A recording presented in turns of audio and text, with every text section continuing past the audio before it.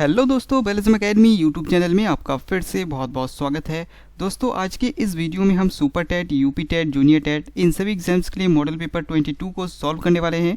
दोस्तों इससे पहले हम मॉडल पेपर 21 तक सॉल्व कर चुके हैं, तो अगर आपने उन वीडियोज़ को नहीं देखा तो ज़रूर देख लीजिएगा। चलिए स्टार्ट करते हैं आज की वीडियो को।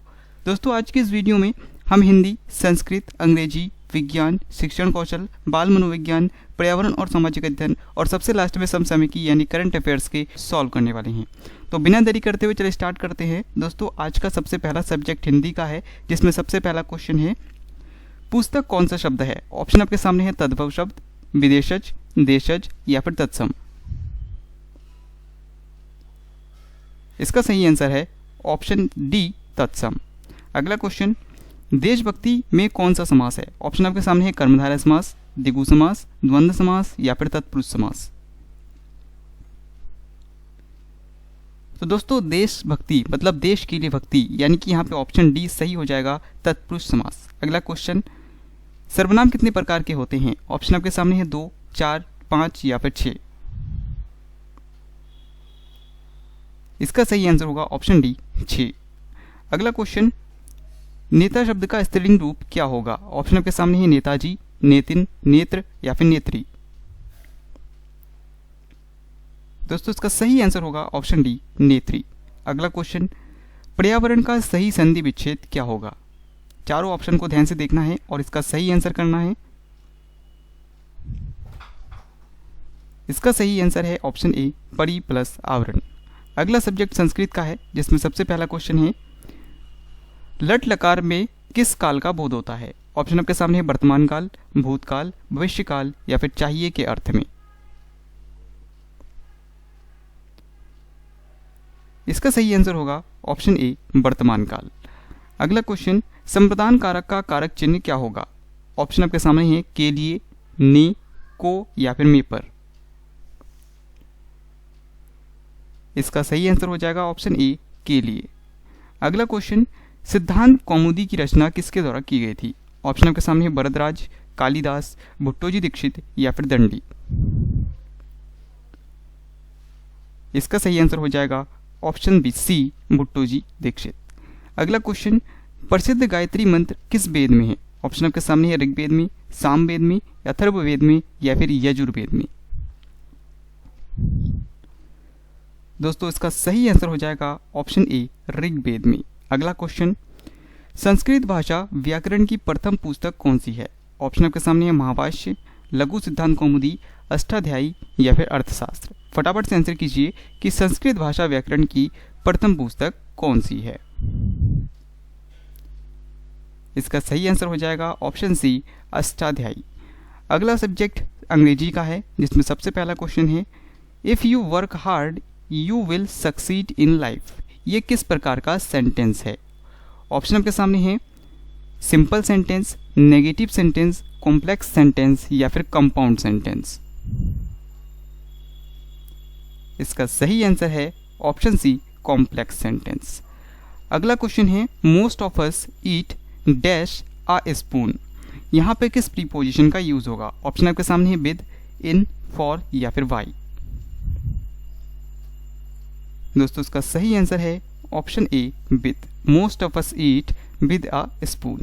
अगला question, I dash him very well. यहाँ पर किसका यूज होगा। ऑप्शन आपके सामने है नाउ, नो, नो या फिर नन। इसका सही आंसर हो जाएगा option C no, I know him very well. अगला question, Taj Mahal is built of dash dash dash marble. यहाँ पे किस आर्टिकल का यूज होगा आपको बताना है। ऑप्शन आपके सामने है ए, एन, द या फिर नो आर्टिकल। तो दोस्तों यहाँ पर सही आंसर हो जाएगा ऑप्शन डी नो आर्टिकल, यानी कि ऑप्शन डी यहाँ पर सही हो जाएगा। अगला क्वेश्चन है I shall meet you dash 6 o'clock। यहाँ पे किसका यूज होगा आपको बताना है। ऑप्शन है वाई, एट, इन या फिर ड्यूरिंग। इसका सही आंसर हो जाएगा option B at, I shall meet you at 6 o'clock। अगला सब्जेक्ट विज्ञान का है, जिसमें सबसे पहला क्वेश्चन है मनुष्य के नेत्र में प्रतिबिंब कहाँ पर बनता है। ऑप्शन आपके सामने है रेटिना पर, रेटिना के आगे पीछे या फिर अनंत पर। दोस्तों आपने अगर अभी तक वीडियो को लाइक नहीं किया तो वीडियो को जरूर लाइक कर दीजिएगा, चैनल को सब्सक्राइब कर दीजिएगा। चलिए इसका सही आंसर देखते हैं। इसका सही आंसर है ऑप्शन ए, रेटिना पर। अगला क्वेश्चन है, किसी अभिक्रिया में भाग लेने वाले पदार्थ क्या कहलाते हैं? ऑप्शन आपके सामने प्रतिफल, अवकारक, अभिकारक या फिर आक्सीकारक। तो दोस्तों किसी अभिक्रिया में भाग लेने वाले पदार्थ को अभिकारक यानी रिएक्टेंट कहते हैं, यानी कि ऑप्शन सी यहाँ पर सही हो जाएगा। अगला क्वेश्चन है, गैसों का दाब मापने का यंत्र कौन सा है? ऑप्शन आपके सामने है हाइग्रोमीटर, फोनोमीटर, फेदोमीटर या फिर मैनोमीटर। इसका सही आंसर है ऑप्शन डी, मैनोमीटर। अगला क्वेश्चन, ध्वनि की तीव्रता मापने का यंत्र कौन सा है? ऑप्शन आपके सामने है क्रोनोमीटर, ऑडियोमीटर, एनीमोमीटर या फिर इनमें से कोई नहीं। तो दोस्तों ध्वनि की तीव्रता मापने के लिए ऑडियोमीटर का यूज किया जाता है, यानी कि ऑप्शन भी यहाँ पर सही हो जाएगा। अगला क्वेश्चन, साबूदाना किससे बनाया जाता है? ऑप्शन आपके सामने है साइकस, सेड्रस, जूनिपेरस या फिर पाइनस। इसका सही आंसर है ऑप्शन ए, साइकस।